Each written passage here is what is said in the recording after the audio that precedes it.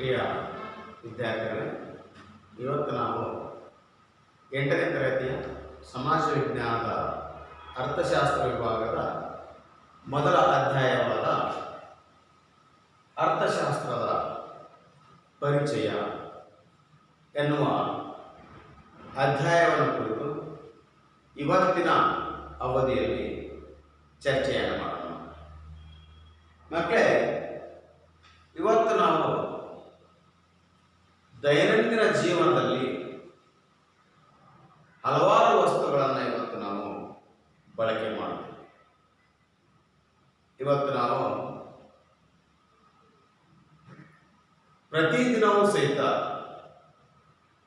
ಒಂದಲ್ಲ ಒಂದು ರೀತಿಯ ವಸ್ತುಗಳನ್ನು ಇವತ್ತು ನಾವು ಬಳಕೆ ಮಾಡ್ತೇನೆ ಇದ್ದೀವಿ. ಇವುಗಳನ್ನು ನಾವು ಏನಂತ ಕರಿತೇವಪ್ಪ ಅಂದರೆ ಸರಕು ಮತ್ತು ಸೇವೆಗಳು ಅಂತೇಳಿ ಕರಿತೀವಿ. ಹಾಗಾಗಿ ಸರಕು ಅನ್ನೋದು ಇದು ಭೌತಿಕ ಮತ್ತು ಗೋಚರ ವಸ್ತು. ಅಂದ್ರೆ ಇಲ್ಲಿ ಸರಕು ಅಂತಕ್ಕಂಥದ್ದು ಭೌತಿಕ ವಸ್ತು ಮತ್ತು ಗೋಚರಿಸ್ತಕ್ಕಂತಹ ವಸ್ತು. ಹಾಗಾದರೆ ನಾವು ದಿನಂಪ್ರತಿ ನಮ್ಮ ಜೀವನದಲ್ಲಿ ಉಪಯೋಗಿಸುವಂತಹ ಭೌತಿಕ ಅಥವಾ ಗೋಚರ ವಸ್ತುಗಳು ಯಾವುವು? ನಾವು ಪ್ರತಿನಿತ್ಯ ಮನೆಯಲ್ಲಿ ಬಳಕೆಯನ್ನು ಮಾಡ್ತೀವಿ. ಏನೇನು ವಸ್ತುಗಳನ್ನು ನಾವು ಬಳಕೆ ಮಾಡ್ತೀವಿ? ಈಗ ಆಹಾರ ಮಾನವನ ಮೂಲಭೂತ ಅವಶ್ಯಕವಾಗಿರ್ತಕ್ಕಂಥ ಆಹಾರ, ಇದು ಗೋಚರಿಸುವ ವಸ್ತು, ಹೌದು, ಭೌತಿಕ ವಸ್ತು. ಇನ್ನು ಬಟ್ಟೆ, ಇದನ್ನು ಸಹಿತ ಗೋಚರಿಸುವ ವಸ್ತು. ನಿಮ್ಮ ಮುಂದುಗಡೆ ಇರತಕ್ಕಂತಹ ನೋಟ್ ಪುಸ್ತಕ ಇವೆಲ್ಲವೂ ಸಹಿತ ಗೋಚರಿಸುವ ವಸ್ತುಗಳು. ನೀವು ಬಳಕೆ ಮಾಡತಕ್ಕಂತಹ ಸೈಕಲ್, ಬಸ್ಸು, ಮನೆಯಲ್ಲಿ ನೀವು ಬಳಕೆ ಮಾಡತಕ್ಕಂತಹ ಫೋನು, ಟಿವಿ ಇವೆಲ್ಲವೂ ಸಹಿತ ಭೌತಿಕ ವಸ್ತುಗಳು. ಇನ್ನೊಂದು ಸೇವೆ. ಮಕ್ಕಳಲ್ಲಿ ಸೇವೆ ಅಂತಕ್ಕಂಥದ್ದು ಅಗೋಚರ ವಸ್ತು.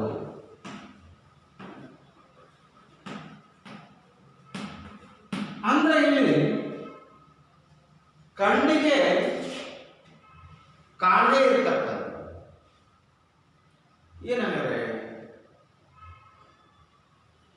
ಕಣ್ಣಿಗೆ ಕಾಣದೇ ಇರತಕ್ಕಂಥದ್ದು ಶಿಕ್ಷಣ, ವೈದ್ಯಕೀಯ, ವಿದ್ಯುತ್ ಶಕ್ತಿ, ಸಾರಿಗೆ, ಸಂಗೀತ, ಅಂತರ್ಜಾಲ ಅಂದ್ರೆ ಇಂಟರ್ನೆಟ್, ಫೋನ್ ಇವೆಲ್ಲವೂ ಸಹಿತ ದಿನನಿತ್ಯ ನಮ್ಮ ಜೀವನದಲ್ಲಿ ಬಳಕೆಯನ್ನು ಮಾಡ್ತೀವಿ. ಇವುಗಳನ್ನು ನಾವು ಸೇವೆ ಅಂತಲೂ ಸಹಿತ ನಾವು ಕರಿತೀವಿ. ಆಮೇಲೆ ಈಗ ನಾವು ಸರಕು ಮತ್ತು ಸೇವೆ ಇವೆರಡನ್ನೂ ಸಹಿತ ಉಪಯೋಗಿಸ್ತಕ್ಕಂಥವ್ರನ್ನ ನಾವು ಗ್ರಾಹಕರು ಅಂತೇಳಿ ಕರಿತೀವಿ. ಈ ಸರಕುಗಳನ್ನ ಮತ್ತು ಸೇವೆಗಳನ್ನ ಬಳಕೆ ಮಾಡುವವರನ್ನ ಗ್ರಾಹಕರು ಅಂತೇಳಿ ಕರಿತೀವಿ. ಸರಕುಗಳನ್ನ ಸೇವೆಗಳನ್ನ ಉತ್ಪಾದಿಸುವವರನ್ನ ಉತ್ಪಾದಕರು ಅಂತೇಳಿ ಕರಿತೀವಿ. ಹಾಗೆ ನಾವು ಈ ಸರಕು ಮತ್ತು ಸೇವೆಗಳನ್ನ ನಾವಿದ್ದಂತ ಸ್ಥಳದಲ್ಲಿ ಲಭ್ಯವಾಗುವಂತೆ ಸಾರಿಗೆದಾರರು, ವ್ಯಾಪಾರಸ್ಥರಿಗೆ, ಅಂಗಡಿಕಾರರಿಗೆ,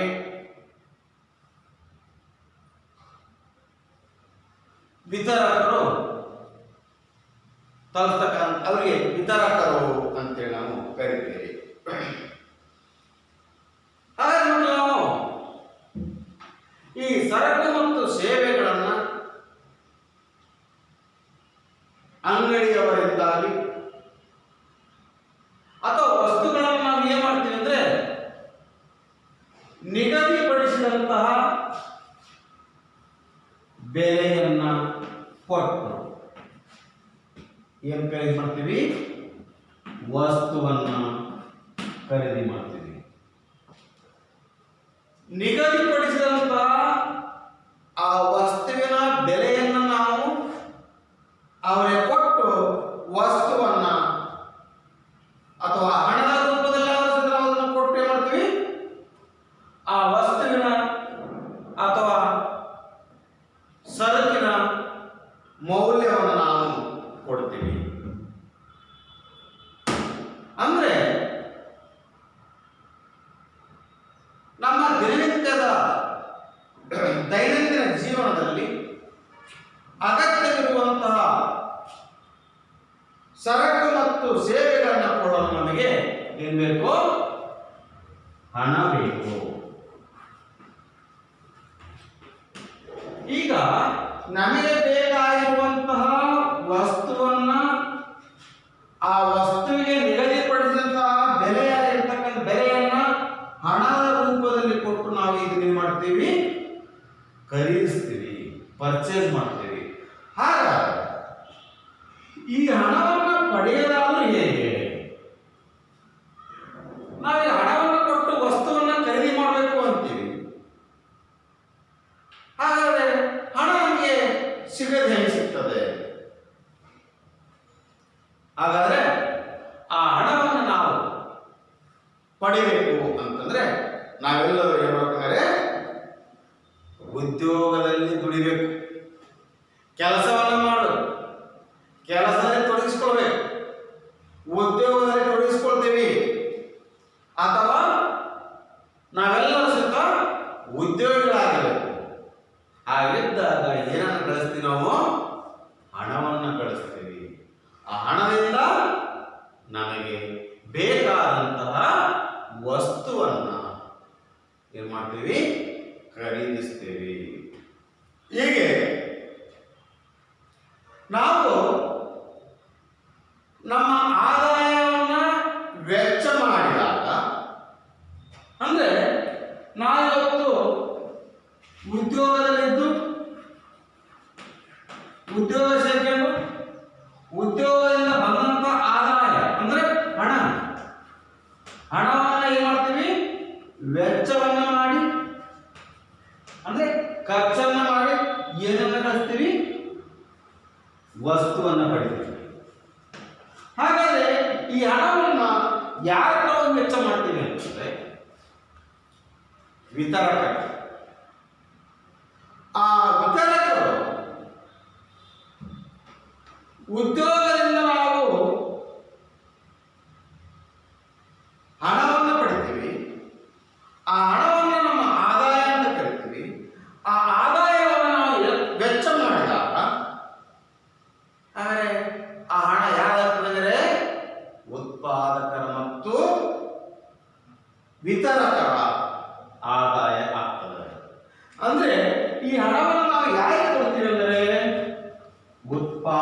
ಗ್ರಾಹಕರು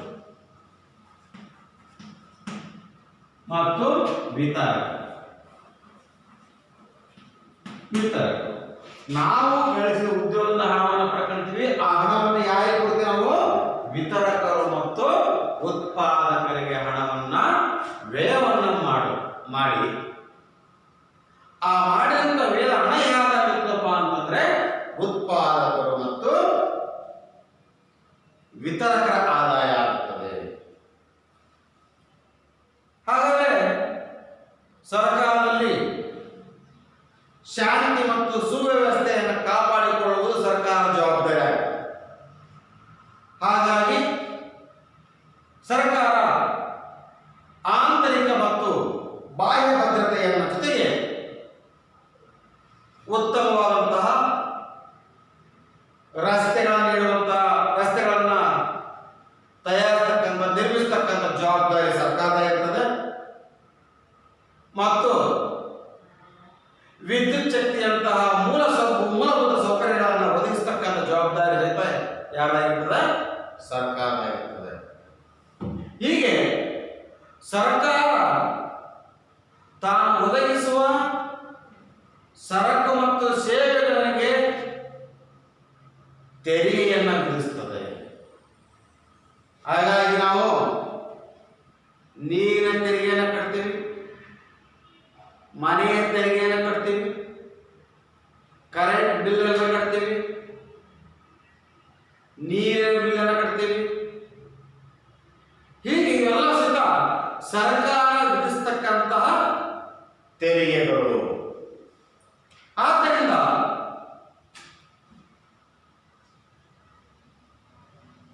ಸಾಮಾನ್ಯವಾಗಿ ಪ್ರತಿಯೊಬ್ಬ ಉತ್ಪಾದಕ, ವಿತರಕರ, ಗ್ರಾಹಕರ ಮತ್ತು ಸರ್ಕಾರದ ನಡುವಿನ ಸಂಬಂಧ ಕಂಡುಬರುತ್ತದೆ. ಅಂದರೆ ಉತ್ಪಾದಕರು, ವಿತರಕರು, ಗ್ರಾಹಕರು ಮತ್ತು ಸರ್ಕಾರದ ನಡುವಿನ ಸಂಬಂಧ ಇಲ್ಲಿ ನಮ್ಮಲ್ಲಿ ಕಂಡುಬರ್ತಕ್ಕಂಥ ನೋಡ್ತಿದ್ದೀವಿ. ಹಾಗಾದ್ರೆ ಇಲ್ಲಿ ಪ್ರತಿಯೊಬ್ಬರ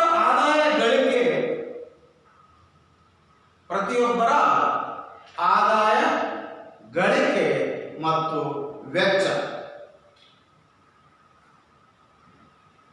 ಈ ಕಾರ್ಯ ಆರ್ಥಿಕ ಚಟುವಟಿಕೆಯ ಮೂಲ ಅಂಶ. ಅಂದ್ರೆ ಪ್ರತಿಯೊಬ್ಬ ವ್ಯಕ್ತಿಯ ಆದಾಯವನ್ನು ಗಳಿಸುತ್ತಾನೆ, ವೆಚ್ಚ ಮಾಡಿ.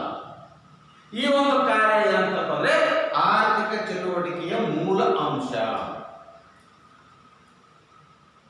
ಆರ್ಥಿಕ ಕೆಲಸಗಳು ನಿರಂತರವಾಗಿ ನಡೀತಾ ಇರ್ತದೆ. ಹಾಗಾದರೆ ಆರ್ಥಿಕ ಅಥವಾ ಅರ್ಥಶಾಸ್ತ್ರ ವ್ಯಕ್ತಿಗಳ ಇಂತಹ ಆರ್ಥಿಕ ಚಟುವಟಿಕೆಯನ್ನ ಅಧ್ಯಯನ ಮಾಡುವ ಅಥವಾ ಉತ್ಪಾದನೆ, ವಿತರಣೆ ಮತ್ತು ಸರಕು ಸೇವೆಗಳ ಕುರಿತು ಅಧ್ಯಯನ ಮಾಡುವ ಶಾಸ್ತ್ರಕ್ಕೆ ನಾವು ಅರ್ಥಶಾಸ್ತ್ರ ಅಂತೇಳಿ ಕರಿತೀವಿ. ಅಂದ್ರೆ ಅರ್ಥಶಾಸ್ತ್ರ ಇದು ಆರ್ಥಿಕ ಚಟುವಟಿಕೆಗಳ ಕುರಿತು ಅಧ್ಯಯನ ಮಾಡುವ ವಿಷಯ. ಅಂದ್ರೆ ಆರ್ಥಿಕ ಚಟುವಟಿಕೆ ಕುರಿತು ಅಧ್ಯಯನವನ್ನು ಮಾಡತಕ್ಕಂಥ ಶಾಸ್ತ್ರ ಅರ್ಥಶಾಸ್ತ್ರ. ಅಥವಾ ಉತ್ಪಾದನೆ, ವಿತರಣೆ ಮತ್ತು ಸರಕು ಸೇವೆ,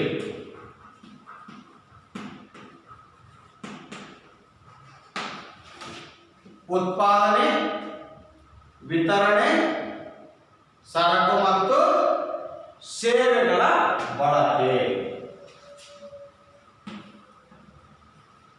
ಬಳಕೆ ಕುರಿತು ಅಧ್ಯಯನ ಮಾಡುವಂತಹ ಶಾಸ್ತ್ರವನ್ನ ಅರ್ಥಶಾಸ್ತ್ರ ಅಂತೇಳಿ ನಾವಿಲ್ಲಿ ಕರೆಯಬಹುದು.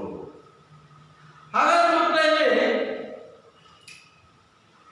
ಇಲ್ಲಿ ನಾವು ತಿಳ್ಕೊಳ್ಬೇಕಾಗಿರ್ತಕ್ಕಂಥ ಒಂದು ಮಹತ್ವದ ಸಂಗತಿಯನ್ನು, ಮನುಷ್ಯನಿಗೆ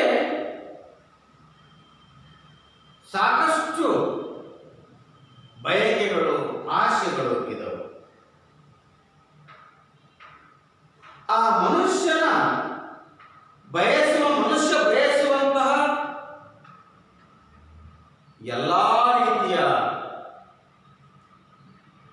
ಸರಕು ಮತ್ತು ಸೇವೆಗಳನ್ನು ಹೊಂದಲಿಕ್ಕೆ ಸಾಧ್ಯವಿಲ್ಲ. ಯಾಕೆ ಆ ವ್ಯಕ್ತಿ ಬಯಸಿದಂಥ ಎಲ್ಲ ಸರಕು ಸೇವೆಗಳನ್ನು ಹೊಂದಲಿಕ್ಕೆ ಸಾಧ್ಯ ಇಲ್ಲ ಅಂದರೆ ಅವನಲ್ಲಿ ಏನಿದೆ, ತಾನು ಬಯಸಿದಂತಹ ವಸ್ತುಗಳನ್ನು ಸೇವೆಗಳನ್ನು ಕೊಳ್ಳಲಿಕ್ಕೆ ಏನಾಗ್ತದೆ, ಅವನಲ್ಲಿ ಬೇಕಾದಂತಹ ಹಣ ಅವನಲ್ಲಿ ಮಿತವಾಗಿದೆ. ಅಂದರೆ ಅವನಲ್ಲಿರ್ತಕ್ಕಂತಹ ಹಣ ಇಷ್ಟೇ ಇದೆ, ಬಯಕೆ ಮಾತ್ರ ದೊಡ್ಡದಾಗಿದೆ.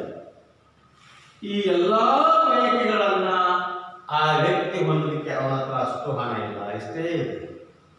ಹಾಗಾದರೆ ಆ ವ್ಯಕ್ತಿ ತಾನಿಗೆ ಅವಶ್ಯಕವಾಗಿ ಅವನಿಗೆ ಅಗತ್ಯ ಅತ್ಯಂತ ಮಹತ್ವಪೂರ್ಣ ಯಾವ ವಸ್ತು ಇದೋ ಅವನನ್ನು ಮಾತ್ರ ಅವನೇನು ಮಾಡ್ತಾನೆ, ಖರೀದಿಯನ್ನು ಮಾಡ್ತಾ ಹೋಗ್ತಾನೆ. ಆದರೆ ಇನ್ನೂ ಬಯಕೆಗಳು ಬಹಳ ಇರುವ ಅವನೇನು ಮಾಡ್ತಾನೆ, ಅವನು ಮುಂದೂಡ್ತಾ ಹೋಗ್ತಾನೆ. ನಾಳೆ ತಗೋಣ, ಮುಂದಿನ ತಿಂಗಳು ತಗೋಣ. ಸೊ ಈ ರೀತಿಯಾಗಿರ್ತಕ್ಕಂಥ ಆ ಬಯಕೆಗಳನ್ನು ಆತ ಏನು ಮಾಡ್ತಾನೆ, ಮುಂದೂಡ್ತಾ ಹೋಗ್ತಾನೆ. ಸೊ ಹೀಗೆ ಯಾರಿಗೆ ಅವನಿಗೆ ಏನು ಅಗತ್ಯತೆ ಇದೆಯೋ ಅದನ್ನ ಮೊದಲು ಅವನು ಕೊಂಡುಕೊಳ್ಳಕ್ಕೆ ಪ್ರಯತ್ನವನ್ನು ಮಾಡ್ತಾನೆ. ಉದಾಹರಣೆ ಹೇಳ್ತೀವಿ ನಾವು, ರೈತರು ಇಲ್ಲಿ ಟ್ರ್ಯಾಕ್ಟರ್ ಕೊಳ್ಳೋದಕ್ಕೆ ಮತ್ತು ಟ್ರ್ಯಾಕ್ಟರ್ನ ಖರೀದಿ ಮಾಡೋದಕ್ಕಿಂತ ಮೊದಲು ನಾವು ಏನು ಮಾಡ್ತಾರೆ, ಬೀಜ ಮತ್ತು ಗೊಬ್ಬರಗಳನ್ನು ಖರೀದಿ ಮಾಡಬೇಕಾಗ್ತದೆ. ಯಾಕೆ? ಅವರಲ್ಲಿರ್ತಕ್ಕಂಥ ಅಲ್ಪ ಹಣ ಇದೆ, ಆ ಹಣದ ಆಸೆ ಇದೆ, ಟ್ರ್ಯಾಕ್ಟರ್ ನಾನು ಖರೀದಿ ಮಾಡಬೇಕು ಅಂತಕ್ಕಂಥ ಆಸೆ ಅವನಲ್ಲಿದೆ. ಸೊ ಹಾಗಾಗಿ ಆ ವ್ಯಕ್ತಿ ಏನು ಮಾಡ್ತಾರೆ ಅಂದರೆ, ಅವನ ಬೇಕಾಗಿರ್ತಕ್ಕಂಥ ಮೂಲ ಅಗತ್ಯತೆ ಆಗಿರ್ತಕ್ಕಂತಹ ಬೀಜ ಮತ್ತು ಗೊಬ್ಬರವನ್ನು ಆತ ಖರೀದಿ ಮಾಡಲಿಕ್ಕೆ ಹೋಗ್ತಾನೆ. ಸೊ ಆಮೇಲೆ ಈ ರೀತಿಯಾಗಿರ್ತಕ್ಕಂಥ ಬಯಕೆಗಳನ್ನು ಇಲ್ಲಿ ಅವನು ಯೋಚನೆಯನ್ನು ಮಾಡ್ತಾನೆ. ಏನಪ್ಪ ಅಂದರೆ, ಹೆಚ್ಚು ಮತ್ತು ಕಡಿಮೆ ಮಹತ್ವವುಳ್ಳದ್ದು ಯಾವುದು ಅಂತೇಳಿ ಆತ ವರ್ಗೀಕರಿಸ್ತಾ ಹೋಗ್ತಾನೆ. ಸೊ ಆವಾಗ ಏನು ಮಾಡ್ತಾನೆ, ಹೆಚ್ಚು ಮಹತ್ವವುಳ್ಳದ್ದು ಯಾವುದು, ಹೆಚ್ಚು ಅಗತ್ಯತೆ ಏನಿದೆಯೋ ಅದನ್ನು ಮೊದಲು ಆ ವ್ಯಕ್ತಿ ಏನು ಮಾಡ್ತಾನೆ, ಖರೀದಿ ಮಾಡ್ತಾ ಹೋಗ್ತಾನೆ. ಇನ್ನು ಉಳಿದಂತ ಅಗತ್ಯದ ವಸ್ತುಗಳನ್ನು ಏನು ಮಾಡ್ತಾನೆ, ಅವನು ಮುಂದೂಡ್ತಾ ಹೋಗ್ತಾನೆ. ಹೀಗೆ ಯಾವ ವಸ್ತುವನ್ನ ಅವನ ಅಗತ್ಯ ತಕ್ಕಂತೆ ಖರೀದಿ ಮಾಡ್ತಾನೋ ಅದಕ್ಕೆ ಏನು ಮಾಡ್ತಾರ, ಆದ್ಯತೆ ಅಂತೇಳಿ ಬರೀತಾರೆ. ಪ್ರಿಫರೆನ್ಸ್ ಅನ್ನು ಕೊಡೋದು ಏನಪ್ಪ ಅಂದ್ರೆ, ಇಲ್ಲಿ ಒಬ್ಬ ವ್ಯಕ್ತಿ ಸಾಕಷ್ಟು ಒಂದು ಅಂಗಡಿ ಹೋಗಿರ್ತೀವಿ, ಈ ಅಂಗಡಿ ಇದೆ, ಅಂಗಡಿಯಲ್ಲಿ ಸಾಕಷ್ಟು ವಸ್ತುಗಳಿದಾವೆ, ವಸ್ತುಗಳು ಸಾಕಷ್ಟು. ಸರಿ, ಒಬ್ಬ ವ್ಯಕ್ತಿ ಎಂಟ್ರನ್ಸ್ ಆಗ್ತಾನೆ ಅಂದ್ರೆ ಒಳಗಡೆ ಬರ್ತಾನೆ. ಸವಾಲು ಏನು ಮಾಡ್ತಾನೆ, ಆ ಅಂಗಡಿಯಲ್ಲಿ ಹೋಗಿ ಎಲ್ಲ ವಸ್ತುಗಳನ್ನು ನೋಡ್ತಾನೆ. ಅವರ ಬಜೆಟ್ ಹಣ ಎಷ್ಟಿದೆ, ಇಷ್ಟ ಇದೆ, ಏನೋ ಒಂದು 1000 ಅಥವಾ ಒಂದು 1000 ಇಟ್ಟಿ 1000 ರೂಪಾಯಿ ಇದೆ. ಅವ್ರೇನು ಮಾಡ್ತಾನೆ, ಬಟ್ಟೆ ಅಂಗಡಿಗೆ ಹೋಗ್ತಾನೆ. ಬಟ್ಟೆ ಅಂಗಡಿಗೆ ಎಲ್ಲವನ್ನೂ ನೋಡ್ತಾನೆ. ಎಲ್ಲ ನೋಡಿದ್ರೆ ಅವನು ಬಟ್ಟೆಯನ್ನು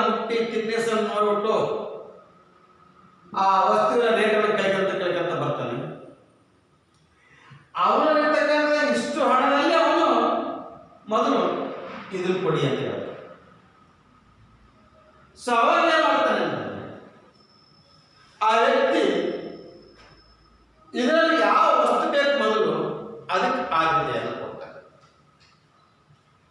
ಇನ್ನೊಂದು ರೀತಿಯಾಗಿರ್ತಕ್ಕಂಥ ಉದಾಹರಣೆ ನೋಡ್ಬೇಕಂದ್ರೆ ನಾವು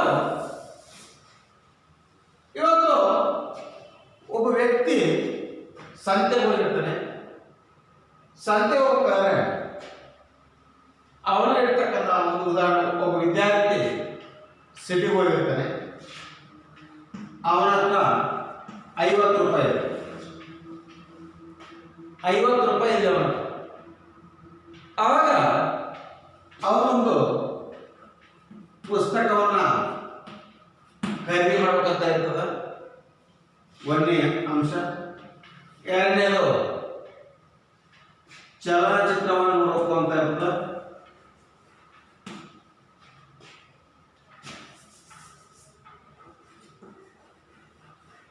ಚಲನಚಿತ್ರ ನೋಡಬೇಕು ಅಂತ ಇರ್ತದ. ಇನ್ನು ಮೂರನೇದು ಮಾತ್ರೆಯನ್ನ ತಗೋಬೇಕು ಅಂತ ಇರ್ತದ.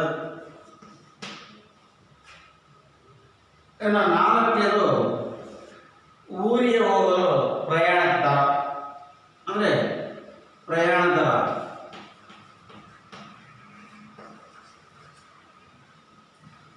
ಆಮೇಲೆ ಅವನಿಗೆ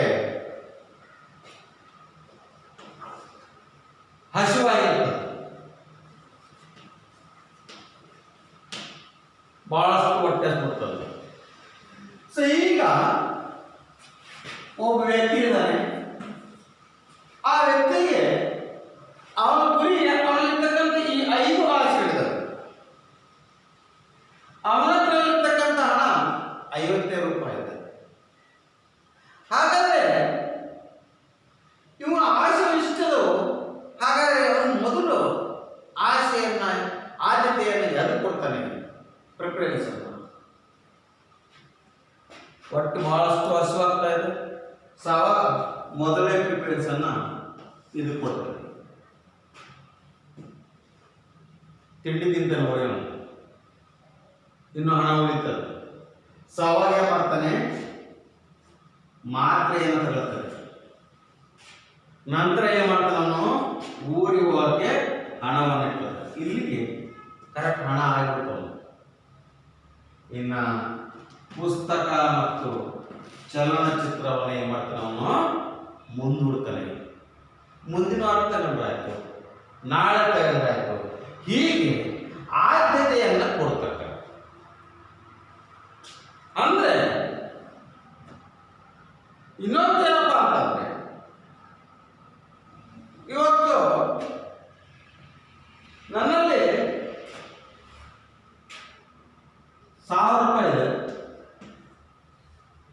ಈಗ ನಾನು ಬೆಂಗಳೂರಿಗೆ ಹೋಗ್ಬೇಕಾಗಿದೆ.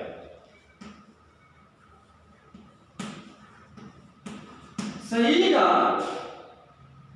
ಈ ಊರನ್ನ ತಲುಪಬೇಕಾದ್ರೆ ಹಲವಾರು ಸಾರಿಗೆ ಯಂತ್ರಗಳಿವೆ. ನಾನು ಬಸ್ಸಲ್ಲಿ ಹೋಗ್ಬೋದು, ವಿಮಾನ ಮೂಲಕ ಹೋಗ್ಬೋದು, ಲಾರಿ ಮೂಲಕ ಹೋಗ್ಬೋದು,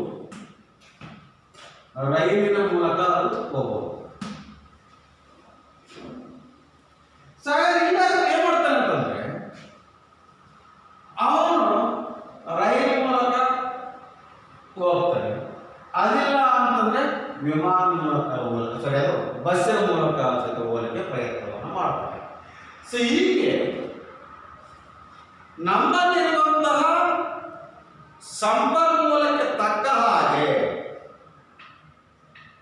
ನಮ್ಮಲ್ಲಿರುವಂತಹ ಹಣಕ್ಕೆ ತಕ್ಕ ಹಾಗೆ ನಾವೇನ್ ಮಾಡ್ತೀವಿ, ಆದ್ಯತೆಗಳನ್ನ ಕೊಡ್ಲಿಕ್ಕೆ ಹೋಗ್ತೀವಿ. ಹೀಗೆ ಆ ಹೆಚ್ಚು ಮಹತ್ವವುಳ್ಳದ್ಯಾವುದು, ಕಡಿಮೆ ಮಹತ್ವವುಳ್ಳದ್ಯಾವುದು ಅನ್ನೋ ರೀತಿಯ ವರ್ಗೀಕರಣವನ್ನು ಮಾಡಿ ಬಯಕೆಗಳನ್ನು ತೃಪ್ತಿಪಡಿಸಿಕೊಳ್ಳಲು ಹೋಗ್ತೀವಿ. ಅಂದ್ರೆ ಸಂಪನ್ಮೂಲ ಕೊರತೆಯಿದ್ದಾಗ ನಾವು ನಮಗೆ ಯಾವ ಹೆಚ್ಚು ಅಗತ್ಯತೆ ಇದೆಯೋ ಆ ಬಯಕೆಗಳನ್ನು ಮೊದಲು ನಾವೇನ್ ಮಾಡ್ತೀವಿ, ಆಯ್ಕೆ ಮಾಡುತ್ತೇವೆ. ಕೊಡ್ತೇವೆ. ಯಾವುದು ಹೆಚ್ಚು ಮಹತ್ವವಿದೆಯೋ ಅದಕ್ಕೆ ನಾವು ಪ್ರಾಮುಖ್ಯತೆಯನ್ನು ಕೊಡ್ತೀವಿ. ಆದ್ದರಿಂದ ಕೊರತೆ ಮತ್ತು ಆಯ್ಕೆ ಈ ಎಲ್ಲವನ್ನು ಎದುರಿಸ್ತಕ್ಕಂಥ ಮೂಲಭೂತ ಸಮಸ್ಯೆ. ಇವು ಅರ್ಥಶಾಸ್ತ್ರದಲ್ಲಿ ಕಂಡು ಬರ್ತಕ್ಕಂಥ ಮೂಲಭೂತ ಸಮಸ್ಯೆಗಳು ಸಹಿತ ಹೌದು. ಹಾಗಾದರೆ ಅರ್ಥಶಾಸ್ತ್ರ ಜನರ ಅಪರಿಮಿತವಾಗಿರತಕ್ಕಂತಹ ಬಯಕೆಗಳನ್ನು ತೃಪ್ತಪಡಿಸಲು, ಆಸೆಗಳನ್ನು ಈಡೇರಿಸಲು ನಮ್ಮ ಬಳಿ ಮಿತವಾಗಿರುವ ಅಥವಾ ಕೊರತೆಯಲ್ಲಿರುವ ಸಂಪನ್ಮೂಲದ ಉಪಯೋಗವನ್ನು ಹೇಗೆ ಮಾಡುತ್ತಾರೆ ಎಂದು ಪರಿಶೀಲಿಸುವ ಸಮಾಜ ವಿಜ್ಞಾನ. ನಮ್ಮಲ್ಲಿರ್ತಕ್ಕಂಥ ಹಣ ಇದೆ, ಇಷ್ಟು ಹಣದಲ್ಲಿ ಇವತ್ತು ನಾವೇನು ಮಾಡ್ತಿದ್ದೀವಿ, ನಮ್ಮ ಒಂದು ಬಯಕೆಗಳನ್ನು ಹೇಗೆ ಈಡೇರಿಸಿಕೊಳ್ತೀವಿ ಎನ್ನುವುದರ ಕುರಿತು ಅಧ್ಯಯನ ಮಾಡತಕ್ಕಂತಹ ಶಾಸ್ತ್ರ ಇವತ್ತು ಅರ್ಥಶಾಸ್ತ್ರ. ಹಾಗಾದರೆ ಈ ಒಂದು ಅರ್ಥಶಾಸ್ತ್ರವನ್ನು ವಿವಿಧ ರೀತಿಗಳಲ್ಲಿ ವ್ಯಾಖ್ಯಾನಿಸಿದ್ದರೂ ಈ ಒಂದು ಅರ್ಥಶಾಸ್ತ್ರ ಮೂಲ ಸಮಸ್ಯೆ ನಮಗೆ ವಿವರಿಸ್ತಾ ಹೋಗ್ತದೆ. ಹಾಗಾದರೆ ಇವತ್ತು ನಾವು ಸಮಾಜಶಾಸ್ತ್ರ ಬರ್ತಕ್ಕಂಥ ಅರ್ಥಶಾಸ್ತ್ರದ ಕುರಿತು ಅರ್ಥಶಾಸ್ತ್ರಜ್ಞರು ತಮ್ಮದೇ ಆದಂತಹ ರೀತಿಯಲ್ಲಿ ವ್ಯಾಖ್ಯಾನಗಳನ್ನು ಮಾಡಿದ್ದಾರೆ. ಯಾರ್ಯಾರು ಯಾವ ರೀತಿಯಲ್ಲಿ ವ್ಯಾಖ್ಯಾನಗಳನ್ನು ಮಾಡಿದ್ದಾರೆ?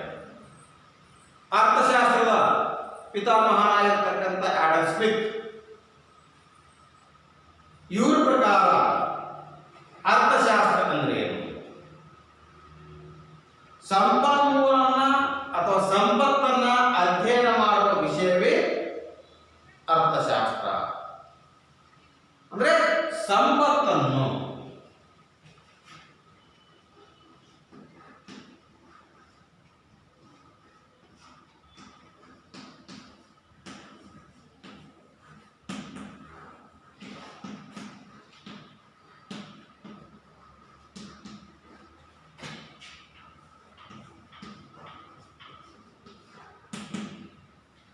ಸಂಪತ್ತನ್ನು ಅಧ್ಯಯನ ಮಾಡುವ ಶಾಸ್ತ್ರವೇ ಅರ್ಥಶಾಸ್ತ್ರ ಅಂತೇಳಿ ಆಡಮ್ ಸ್ಮಿತ್ 1776ರಲ್ಲಿ ಹೇಳ್ತಾರೆ. ಆಡಮ್ ಸ್ಮಿತ್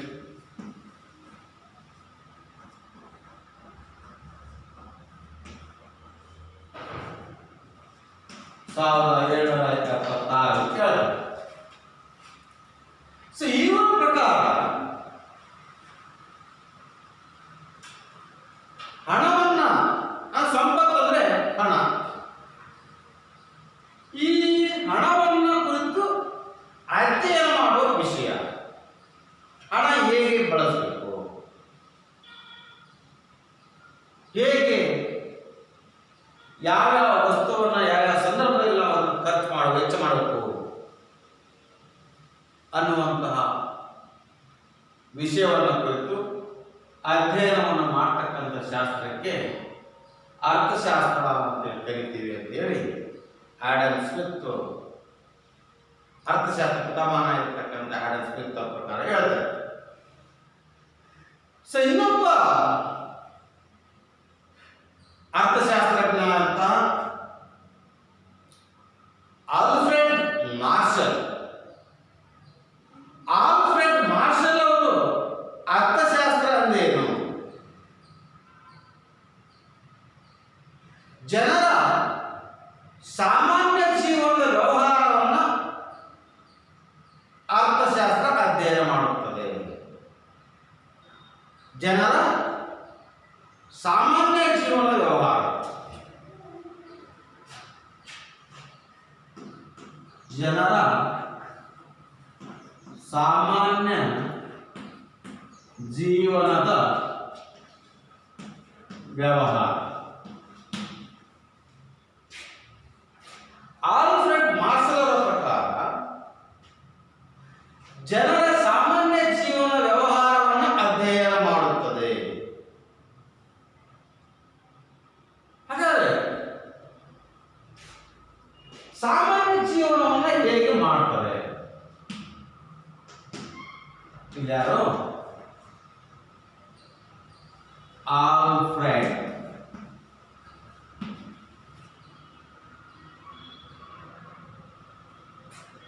ಈ ಆಲ್ಫ್ರೆಡ್ ಮಾರ್ಷಲ್ ಸಾಮಾನ್ಯ ಜೀವನವನ್ನು ಹೇಗೆ ನಡೆಸ್ತಾರೆ?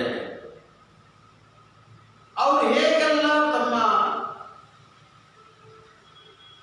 ಖರ್ಚು ವೆಚ್ಚವನ್ನು ಮಾಡ್ತಾರೆ, ಹೇಗೆ ಅವರು ವ್ಯವಹಾರವನ್ನು ಮಾಡ್ತಾರೆ, ಹೇಗೆ ಅವರು ತಮ್ಮ ಸುಖಮಯವಾಗಿರ್ತಕ್ಕಂಥ ಜೀವನವನ್ನು ನಡೆಸ್ತಿದ್ದಾರೆ ಎನ್ನುವ ಅಂಶವನ್ನು ಕುರಿತು ಅಧ್ಯಯನವನ್ನು ಮಾಡತಕ್ಕಂಥ ಶಾಸ್ತ್ರವೇ ಅರ್ಥಶಾಸ್ತ್ರ ಅಂತ ಹೇಳ್ಬಿಟ್ಟು ಆಲ್ಫ್ರೆಡ್ ಮಾರ್ಷಲ್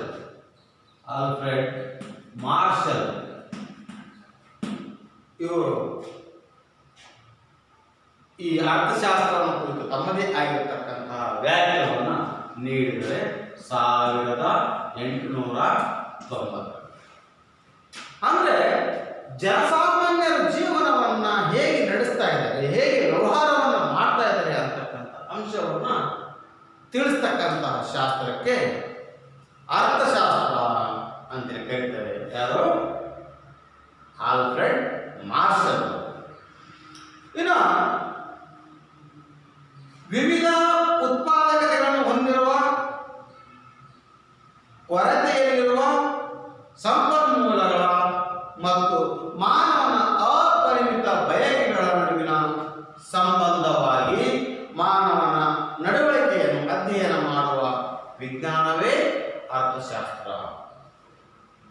ಲಿಯೋನಿಲ್ ರಾಬಿನ್ಸನ್ ಅವರ ಪ್ರಕಾರ ಅರ್ಥಶಾಸ್ತ್ರ ಅಂದರೆ ವಿವಿಧ ಉತ್ಪಾದಕತೆಗಳನ್ನು ಹೊಂದಿರುವ, ಕೊರತೆಯಲ್ಲಿರುವ ಸಂಪನ್ಮೂಲಗಳ ಮತ್ತು ಮಾನವನ ಅಪರಿಮಿತ ಬಯಕೆಗಳ ನಡುವಿನ ಸಂಬಂಧವಾಗಿ ಮಾನವನ ನಡವಳಿಕೆಯನ್ನು ಅಧ್ಯಯನ ಮಾಡುವ ಶಾಸ್ತ್ರ. ಇಲ್ಲಿ ಹೇಳೋದಂದ್ರೆ ಕೊರತೆಯಲ್ಲಿರುವ ಸಂಪನ್ಮೂಲ,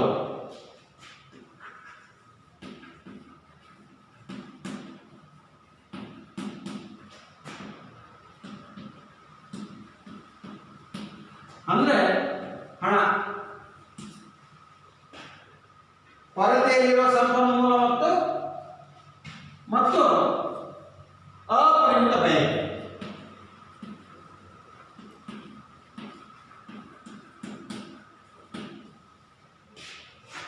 ಹಣ ಇವತ್ತು ನಮ್ಮಲ್ಲಿ ಕಡಿಮೆ ಇದೆ, ಆಸೆಗಳು ಇವತ್ತು ಜಾಸ್ತಿ ಇದೆ. ಅಂತಹ ಸಂದರ್ಭದಲ್ಲಿ ಮಾನವನ ನಡವಳಿಕೆ ಕುರಿತು ಅಧ್ಯಯನ ಮಾಡುವಂಥ ಶಾಸ್ತ್ರಕ್ಕೆ ಅರ್ಥಶಾಸ್ತ್ರ ಅಂತೇಳಿ ಕರೀತಾರೆ. ಇಲ್ಲಿ ನಮ್ಮಲ್ಲಿ ಸಾಕಷ್ಟು ಹಣ ಇದ್ದಾಗ ನಾವು ಯಾವ ರೀತಿಯಾಗಿ ವರ್ತನೆ ಇರ್ತದೆ, ಕಡಿಮೆ ಹಣ ಇದ್ದಾಗ ಮಾನವನ ವರ್ತನೆ ಹೇಗಿರುತ್ತದೆ, ಆ ಎರಡನೇತಕ್ಕಂಥ ಸಂಬಂಧ ಮನುಷ್ಯ ಅವನ ನಡವಳಿಕೆ ಆ ಸಂದರ್ಭದಲ್ಲಿ ಹೇಗಿರ್ತದೆ ಅಂತಕ್ಕಂಥ ಕುರಿತು ಅಧ್ಯಯನ ಮಾಡುವಂಥ ಶಾಸ್ತ್ರಕ್ಕೆ ಅರ್ಥಶಾಸ್ತ್ರ ಅಂತ ಕರೀತೀವಿ. ಮಕ್ಕಳೇ, ನೀವೇ ವಿಚಾರ ಮಾಡಿ, ನೀವು ಪ್ರವಾಸಕ್ಕೆ ಹೋದಂಥ ಸಂದರ್ಭದಲ್ಲಿ ನಿಮ್ಮಲ್ಲಿ ಹಣ ಇರುವಾಗ ಏನು ಮಾಡ್ತೀವಿ ನಾವು? ಹೋದ ತಕ್ಷಣ ಇರೋವಾಗೆಲ್ಲ ಖರ್ಚು ಮಾಡಿಬಿಟ್ಟು ಹಣವನ್ನು ಖಾಲಿ ಮಾಡ್ತೀವಿ. ನೀನು ನನ್ನ ಹತ್ರ ಎಷ್ಟಿದೆ, ಬರೀ ಒಂದೇ ನೂರು ಕೊಡ್ತದೆ, ನಾನು ತಗೊಂಡೋಗಿರ್ತಕ್ಕಂಥದ್ದು ಸಾವಿರ ತಗೊಂಡೋಗಿದ್ದೆ. ಅದು ನಾವು 3 ದಿನಗಳ ಪ್ರವಾಸಕ್ಕೆ ಹೋದ. ಇನ್ನು 2 ದಿನದಲ್ಲಿ ಕರ್ಕೊಂಡು ಹೋಗ್ತಕ್ಕಂಥ ಒಂದೇ ದಿನ, ಒಂದಿನದಲ್ಲಿ 1 ರೂಪಾಯಿ ಅಷ್ಟೇ ಬರ್ತದೆ. ಹಾಗಾದ್ರೆ ಇನ್ನೂ ನಾನು ಏನು ತಗೋಬೇಕಂತದೆ. ಇವೆರಡರ ನಡುವೆ ನಮ್ಮ ಒಂದು ನಡವಳಿಕೆ ಹೇಗಿರ್ತದೆ, ನಮ್ಮ ವರ್ತನೆ ಹೇಗಿರ್ತದ, ಆ ಒಂದು ವಿಷಯವನ್ನು ಕುರಿತು ಅಧ್ಯಯನ ಮಾಡುವಂತ ಶಾಸ್ತ್ರ ಯಾವ್ದಪ್ಪ ಅಂದರೆ ಅರ್ಥಶಾಸ್ತ್ರ ಅಂತ ಹೇಳಿ ಲಿಯೋನಿಲ್ ರಾಬಿನ್ಸನ್ ಅವರು ಹೇಳ್ತಾರೆ. ಲಿಯೋನಿಲ್ ರಾಬಿನ್ಸನ್. ಇನ್ನು ಪಾಲಿಯೇ ಶಾಮಿಯಲಸ್ ಅಂತಕ್ಕಂಥವ್ರು ಹೇಳ್ತಾರೆ ಏನಪ್ಪ ಅಂದ್ರೆ, ವಿವಿಧ ಸಮಾಜಗಳು ಕೊರತೆಯಲ್ಲಿರುವ ಸಂಪನ್ಮೂಲಗಳನ್ನು ಬಳಸಿ ಉಪಯುಕ್ತ ಸರಕುಗಳನ್ನು ಉತ್ಪಾದಿಸಿ ಅವುಗಳನ್ನು ಜನರಲ್ಲಿ ಹೇಗೆ ವಿತರಿಸುತ್ತದೆ ಎಂಬುದನ್ನು ಅಭ್ಯಸಿಸುವ ವಿಷಯವೇ ಅರ್ಥಶಾಸ್ತ್ರ. ವಿವಿಧ ಸಮಾಜಗಳು ಕೊರತೆಯಲ್ಲಿರುವಂತಹ ಸಂಪನ್ಮೂಲಗಳನ್ನು ಬಳಸಿ ಕೊರತೆಯಲ್ಲಿರುವಂತಹ ಸಂಪನ್ಮೂಲಗಳನ್ನು ಬಳಕೆ ಮಾಡಿಕೊಂಡು ಉಪಯುಕ್ತ ವಸ್ತುಗಳನ್ನಾಗಿ ಉತ್ಪಾದಿಸ್ತಾರೆ. ಆ ಉಪಯುಕ್ತವಾದ ಸರಕುಗಳನ್ನು ಉತ್ಪಾದಿಸಿ ಅವುಗಳನ್ನು ಜನರಲ್ಲಿ ಹೇಗೆ ವಿತರಿಸುತ್ತದೆ ಎಂಬುದನ್ನು ಕುರಿತು ಅಧ್ಯಯನ ಮಾಡುವಂತಹ ಶಾಸ್ತ್ರವೇ ಅರ್ಥಶಾಸ್ತ್ರ ಅಂತ ಹೇಳಿ ಯಾರೋ ಪಾಲ್ ಎ ಶಾಮಿಯಲ್ಸನ್ ಅವರು ಹೇಳ್ತಾರೆ.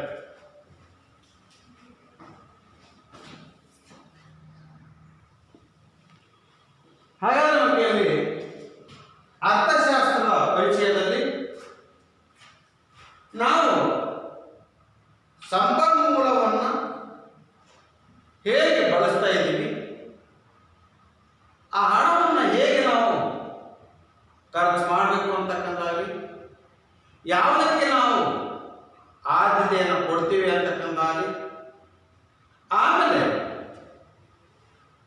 ಸರಕು ಅಂದ್ರೇನು, ಸೇವೆ ಅಂದ್ರೇನು, ಸರಕು ಮತ್ತು ಸೇವೆಗಳನ್ನು ಪೂರೈಸತಕ್ಕಂಥವ್ರಿಗೆ ಏನಂತ ಕರೀತಾರೆ. ಆನಂತರ ಅರ್ಥಶಾಸ್ತ್ರವನ್ನು ಕುರಿತು ವಿವಿಧ ರೀತಿಯ ಅರ್ಥಶಾಸ್ತ್ರಜ್ಞರು ತಮ್ಮದೇ ಆದಂಥ ರೀತಿಯಲ್ಲಿರ್ತಕ್ಕಂಥ ವ್ಯಾಖ್ಯಾನಗಳನ್ನು ನಾವು ನೋಡಿದ್ವಿ. ಹಾಗಾದ್ರೆ ನಮಗೆ ಅರ್ಥಶಾಸ್ತ್ರದ ಪದದ ಪರಿಕಲ್ಪನೆಯನ್ನು ನೋಡಿದಾಗ ನಾವು ಇಲ್ಲಿ ಅರ್ಥಶಾಸ್ತ್ರದಲ್ಲಿ ಅದರ ಪರಿಕಲ್ಪನೆಗೆ ಹೋಗುವುದಕ್ಕಿಂತ ಪೂರ್ವದಲ್ಲಿ ಆ ಪದ ಯಾವ್ಯಾವ ಭಾಷೆಯಿಂದ ಬರುತ್ತೋ ಆ ಪದದ ಅರ್ಥ ಏನು ಅಂತಕ್ಕಂಥ ಅಂಶವನ್ನ ಚರ್ಚಿಸೋಣ. ಅರ್ಥಶಾಸ್ತ್ರ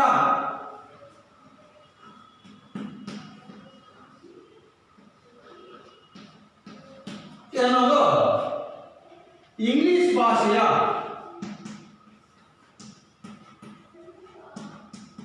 ಎಕಾನಮಿಕ್ಸ್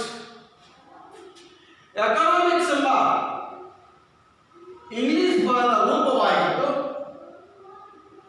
ಇದು ಈ ಪದ ಯಾವುದೋ ಗ್ರೀಕ್ ಭಾಷೆಯ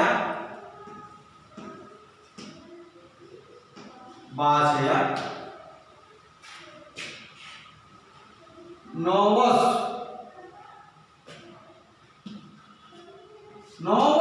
ಎಂದರೆ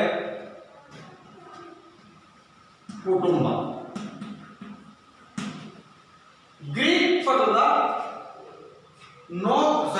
ಯಾವುದೋ ನೋವಸ್ ಮತ್ತು ಓಪಸ್ ಮೊದಲು ಓಪೋಸ್ ಮತ್ತು ನೋಮೋಸ್ ಎಂಬ 2 ಪದಗಳಿಂದ ಬಂದದ್ದು. ಇಲ್ಲಿ ಅರ್ಥಶಾಸ್ತ್ರ ಎಂತಕ್ಕಂಥದ್ದು ಇಂಗ್ಲಿಷ್ ಭಾಷೆ ಎಕನಾಮಿಕ್ಸ್ ಎಂತಕ್ಕಂಥ ಪದಕ್ಕೆ ಸಮನಾಗಿ ಬಳಕೆ ಮಾಡ್ತಾ ಇದ್ದಾರೆ. ಈ ಎಕನಾಮಿಕ್ಸ್ ಅಂತಕ್ಕಂಥದ್ದು ಗ್ರೀಕ್ ಭಾಷೆಯ ಓಕೋಸ್ ಮತ್ತು ನೋಮೋಸ್ ಎಂಬ ಎರಡು ಶಬ್ದಗಳಿಂದ ಬಂದಿದೆ. ಓಕೋಸ್ ಅಂತಂದ್ರೆ ಕುಟುಂಬ,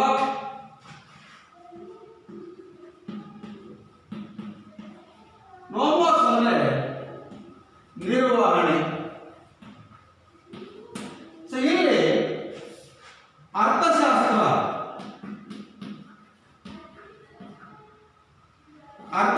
ಅಂದ್ರೆ ಕುಟುಂಬದ ನಿರ್ವಹಣೆ.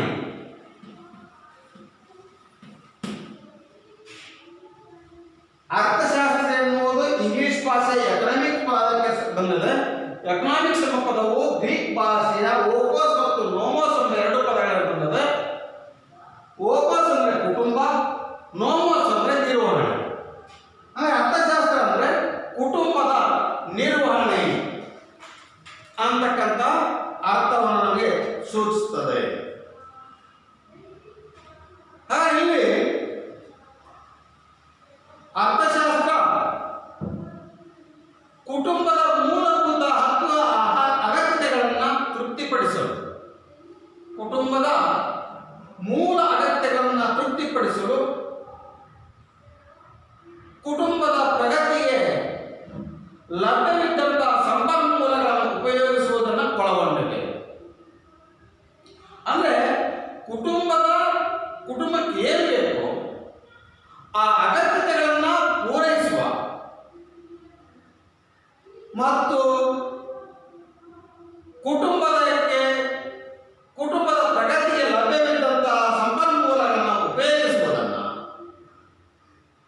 ಸೂಚಿಸ್ತಕ್ಕಂಥದ್ದು ಅರ್ಥಶಾಸ್ತ್ರ. ಇದೇ ನಿಯಮವನ್ನು ನಾವು ಇಡೀ ಸಮಾಜಕ್ಕೆ ಅನ್ವಯ ಮಾಡಿಕೊಂಡಾಗ ಜನರ ಮೂಲ ಅಗತ್ಯಗಳನ್ನು ತೃಪ್ತಿಪಡಿಸಲು ಮತ್ತು ಆರ್ಥಿಕ ಸಮೃದ್ಧಿಗೆ ಸಮಾಜವು ಹೇಗೆ ಸಂಪನ್ಮೂಲಗಳನ್ನು ಉಪಯೋಗಿಸುತ್ತದೆ, ಸಮಾಜದ ಅಭಿವೃದ್ಧಿಗೆ ಸಂಪನ್ಮೂಲಗಳನ್ನು ಸಮಾಜ ಹೇಗೆ ಉಪಯೋಗಿಸುತ್ತದೆ ಎಂಬುದನ್ನು ಅರ್ಥಶಾಸ್ತ್ರದ ಮೂಲ ಅಧ್ಯಯನ ವಿಷಯ. ಹೀಗೆ ವಿವಿಧ ಆರ್ಥಿಕ ಚಟುವಟಿಕೆಗಳನ್ನು, ಸಂಘಟನೆಯನ್ನ ಅರ್ಥವ್ಯವಸ್ಥೆ ಅಂತೇಳಿ ಕರಿತೀವಿ ಮಕ್ಕಳೇ. ಇಲ್ಲಿವರೆಗೂ ಸಹಿತ ನಾವು ಅರ್ಥಶಾಸ್ತ್ರ ಅಂದ್ರೇನು, ಅರ್ಥಶಾಸ್ತ್ರದ ಪರಿಕಲ್ಪನೆಯನ್ನು ನಾವು ಕುರಿತು ಅಧ್ಯಯನವನ್ನು ಮಾಡಿದ್ವಿ. ಆ ಅರ್ಥಶಾಸ್ತ್ರದಲ್ಲಿ ಸರಕು ಮತ್ತು ಸೇವೆಗಳ ಪರಿಕಲ್ಪನೆಯನ್ನು ತಿಳ್ಕೊಂಡ್ವಿ. ಆರ್ಥಿಕತೆ ಅಂದ್ರೆ ಏನು ಅಂತ ತಿಳ್ಕೊಂಡ್ವಿ. ತೆರಿಗೆ ಅಂದ್ರೆ ಏನು ಅಂತ ಅಂಶವನ್ನು ನಾವು ತಿಳ್ಕೊಂಡ್ವಿ. ಸೊ ಹೀಗೆ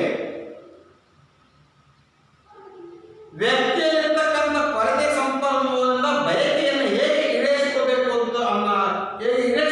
ಅಂತಕ್ಕಂಥ ಅಂಶವನ್ನ ಚರ್ಚೆಯನ್ನು ಮಾಡಿದ್ವಿ. ನಂತರ ಅರ್ಥಶಾಸ್ತ್ರಜ್ಞರು ಅರ್ಥಶಾಸ್ತ್ರವನ್ನು ಕುರಿತು ತಮ್ಮದೇ ಆದಂತಹ ವ್ಯಾಖ್ಯಾನಗಳನ್ನು ನೀಡಿರ್ತಕ್ಕಂಥ ಅಂಶವನ್ನು ಗಮನಿಸಿದ್ವಿ. ಇದಾದ ನಂತರ ಅರ್ಥಶಾಸ್ತ್ರದ ಪದದ ಪರಿಕಲ್ಪನೆಯನ್ನು ಸಹಿತ ನೋಡಿದ್ವಿ. ಎಕನಾಮಿಕ್ಸ್ ಅಂತಕ್ಕಂಥದ್ದು ಗ್ರೀಕ್ ಭಾಷೆಯ ಓಕೋಸ್ ಮತ್ತು ನೋಮೋಸ್ ಅಂತಕ್ಕಂಥ ಎರಡು ಪದದಿಂದ ಬಂದಿದೆ. ಓಕೋಸ್ ಅಂತಂದ್ರೆ ಕುಟುಂಬ, ನೋಮೋಸ್ ಅಂತಂದ್ರೆ ನಿರ್ವಹಣೆ. ಹಾಗಾದರೆ ಇವೆರಡು ಪದವನ್ನು ಕೂಡಿಸಿದಾಗ ಅರ್ಥಶಾಸ್ತ್ರ ಕುಟುಂಬದ ನಿರ್ವಹಣೆ ಅಂತಕ್ಕಂಥ ಅಂಶ ಬರ್ತದೆ. ಇಲ್ಲಿ ಕುಟುಂಬ ತನ್ನ ಒಂದು ಬಂದಂಥ ಸಂಪನ್ಮೂಲವನ್ನು ಕುಟುಂಬದ ಅಭಿವೃದ್ಧಿಗಾಗಿ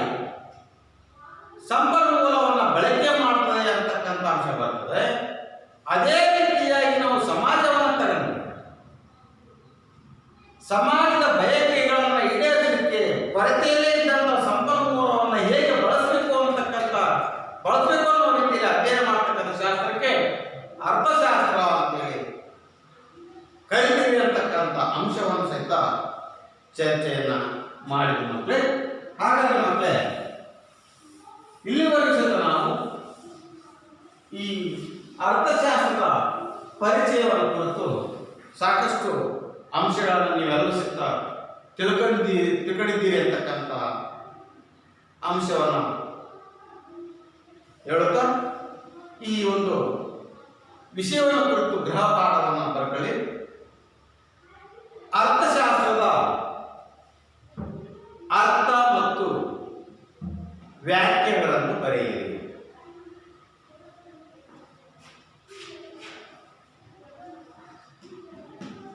ಅರ್ಥಶಾಸ್ತ್ರದ ಅರ್ಥ ಮತ್ತು ವ್ಯಾಖ್ಯೆಗಳು